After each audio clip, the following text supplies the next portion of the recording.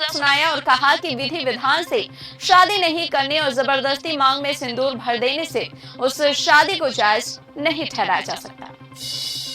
इमरान खान 28 नवंबर को होंगे हाजिर, पाक कोर्ट ने दिया आदेश, जेल में है कैद।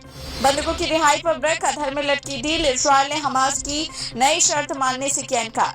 अरब नेताओं के दौरे के तुरंत बाद आएगी इस्लाम के खिलाफ चीन के जुल्म की रिपोर्ट। चीन में फैल रहा है रहस्यमय निमोनिया, कोरोना जैसे बन रहे हालात, WHO हुआ अलर्ट। हमास के हमले के बाद मिसिंग थी ये इजरायली लड़की, 47 दिन बाद मिली लाश।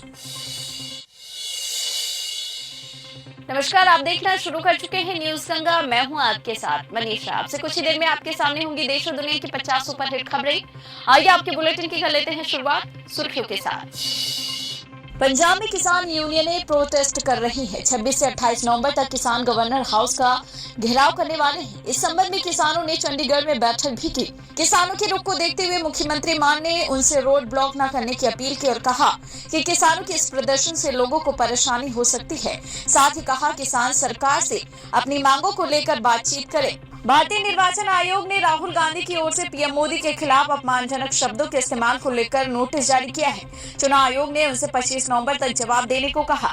उधर पश्चिम बंगाल की मुख्यमंत्री ममता बनर्जी ने कहा कि अगर वर्ल्ड कप का फाइनल मुकाबला ईडन गार्डन्स या वानखेड़े में खेला गया होता तो हम मैच जीत गए होते। जेडीयू नेता केसी त्यागी का बयान कि हलाल पर बैन को बताया संविधान और लोकतंत्र के खिलाफ। इनकम टैक्स डिपार्टमेंट ने ठग सुकेश की 12 कारों को नीलाम करने का फैसला किया। जिन 12 कारों की नीलामी होगी उसमें BMW, जगुआर, रेंज रोवर सहित तमाम तरह की कारें शामिल हैं।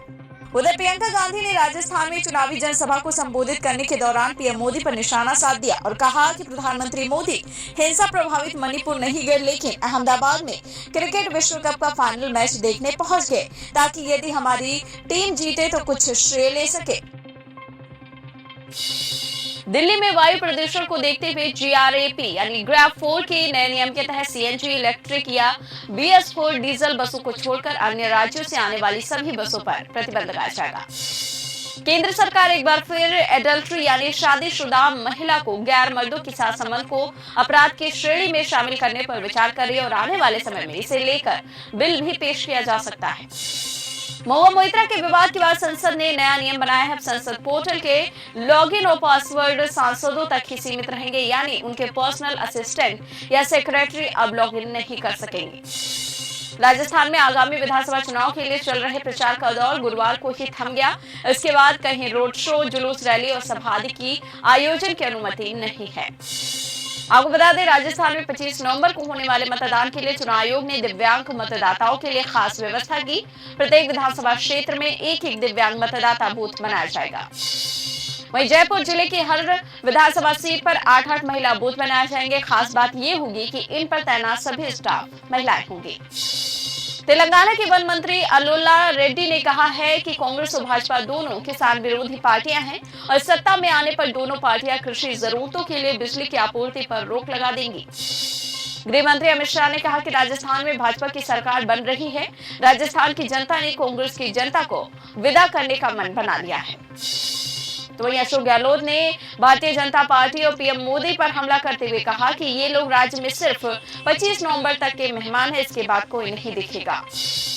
एक और जहां 5 राज्यों में विधानसभा चुनाव चल रहे तो वहीं इस वॉर में राम मंदिर की एंट्री हो चुकी है। भाजपा ने अपने ट्विटर अकाउंट के बैकग्राउंड पोस्टर बदल दिए हैं। राम मंदिर में रामलला की प्राण प्रतिष्ठा की तारीख 22 जनवरी 2024 का पोस्टर लगाया गया है। आपको बता दें, इसमें अयोध्या में बन रहे राम मंदिर की तस्वीर शामिल है। भाजपा के सोशल मीडिया प्लेटफॉर्म पर लगे बैकग्राउंड पोस्टर में जय श्री राम के नारे के साथ अयोध्या में राम मंदिर में होने वाले रामलला की प्राण प्रतिष्ठा समारोह की तारीख लिखी गई है। पीएनबी घोटाले के सिलसिले में भगोड़े हीरा व्यापारी नीरव मोदी को एक और झटका लगा है। एक स्पेशल कोर्ट ने उनकी 71 करोड़ की प्रॉपर्टी को रिलीज करने का आदेश दिया। इजरायल की रिपोर्ट की माने तो इजरायली संसद ने 50 बंधकों के बदले 4 दिन का सीजफायर का ऐलान किया है। 25 नवंबर से महाराष्ट्र, गुजरात और दक्षिण राजस्थान में बारिश होने की संभावना जताई गई है। वहीं सुप्रीम कोर्ट ने कहा है कि अगर आप गलत प्रचार करेंगे तो जुर्माना लगेगा। इस पर बाबा रामदेव ने कहा कि हम कोर्ट का सम्मान करते हैं, लेकिन हम कोई भी गलत प्रचार नहीं कर रहे। वहीं रामदेव ने सुप्रीम कोर्ट की चेतावनी के बाद प्रेस कॉन्फ्रेंस किया और कहा कि उनकी कंपनी पतंजलि आयुर्वेद झूठ नहीं फैला रही। मिजोरम सरकार ने प्रदूषण रोकथाम के लिहाज से क्रिसमस और न्यू ईयर के जश्न के दौरान आतिशबाजी पर पूरी तरह से बैन लगाने का निर्णय लिया है। भारत और ऑस्ट्रेलिया के बीच खेले गए विश्व कप फाइनल के मैच में टीम इंडिया की हार के बाद हेमंत बिस्वा शर्मा ने पूर्व प्रधानमंत्री इंदिरा गांधी से जोड़ते हुए कहा कि भारत ये मैच इसलिए हारा क्योंकि उस दिन इंदिरा गांधी का जन्मदिन था। इसके साथ ही उन्होंने बीसीसीआई से अनुरोध किया कि उसे ये सुनिश्चित करना चाहिए कि भारत के फाइनल के मैच में उस दिन बिल्कुल न कराया जाए जिस दिन नेहरू गांधी परिवार के किसी भी सदस्य का जन्मदिन हो। मुंबई स्थित सभी दुकानदारों को मराठी साइन बोर्ड के नेम प्लेट लगाने का आदेश दिया। इस आदेश के आने के बाद महाराष्ट्र नवनिर्माण सेना ने मुंबई के चेंबूर इलाके में पोस्टर लगाकर मुंबईकरों को 4 दिनों का अल्टीमेटम दिया है। सरकार ने डीजीसीए में directorate of arrow sport captain Anil Gill के खिलाफ बड़ी कार्रवाई की है। केंद्रीय नागरिक उड्डयन मंत्रालय ने अनिल गिल को भ्रष्टाचार के मामले में सस्पेंड कर दिया। कोलकाता पुलिस ने कलकत्ता हाईकोर्ट की खंडपीठ के समक्ष एकल पीठ के आदेश को चुनौती दी जिसमें 29 नवंबर को कोलकाता में बीजेपी की रैली आयोजित करने की अनुमति दी थी। 2024 लोकसभा चुनाव को देखते हुए बंगाल बीजेपी ने अमित शाह से रैली को संबोधित करने का अनुरोध किया जिसके लिए बंगाल के अलग अलग जिलों से पार्टी समर्थकों को ट्रेनों या फिर बसों में लाने की तैयारी चल रही है।